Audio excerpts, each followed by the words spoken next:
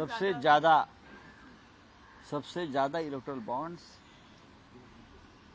ये जो गेमिंग और गैम्बलिंग कंपनी ने परचेस किए हैं, और ये बॉन्ड्स किसको दिए है सबको मालूम है। फिर भी छत्तीसगढ़ में जब चुनाव हो रहा था तो वहाँ के मुख्यमंत्री भूपेश बघेल के ऊपर इसी मामले में रेड हो गई थी, गेमिंग ऐप्स के मामले में, मालूम है ना। लेकिन यही gaming apps, gaming company, gambling company 13,000 crore के इलेक्टोरल बॉन्ड्स खरीदते हैं और वो इस देश की सत्ताधारी पार्टी के खाते में वो पैसा जाता है।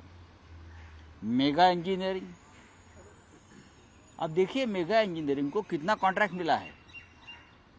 बीकेसी में बुलेट ट्रेन का कॉन्ट्रैक्ट हो या और कोई कॉन्ट्रैक्ट, हजारों करोड़ के कॉन्ट्रैक्ट देकर उनसे सैकड़ों करोड़ का इलेक्टोरल बॉन्ड्स खरीदा गया है, लिया गया है।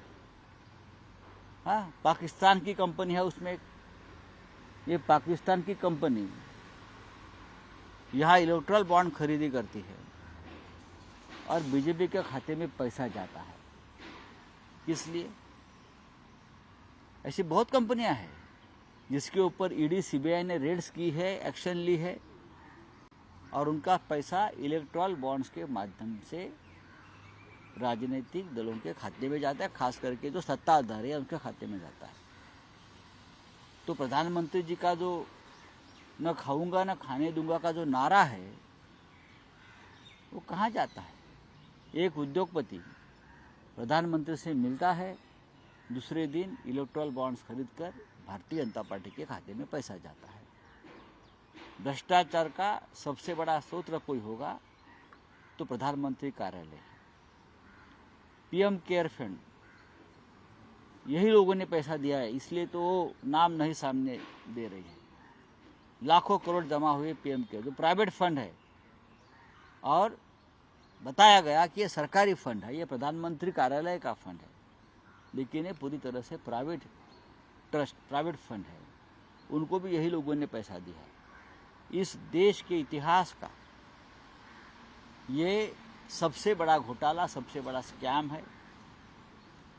और मोदी सरकार को, प्रधानमंत्री मोदी को अगर नैतिकता होगी तो एक दिन भी वो सत्ता पर नहीं रहेंगे। अगर नैतिकता के आधार पर बात करें तो आप सभी कंपनी देखिए, इसमें से लगभग 350 कंपनी ऐसी है जिसके ऊपर केंद्रीय जांच एजेंसी ने रेड्स की है, और जिनके ऊपर रेड्स होनी चाहिए, एक्शन होनी चाहिए, उनके ऊपर रेड्स नहीं हुए, वो लोगों का चंदा भी भारतीय जनता पार्टी के खाते में चला गया है।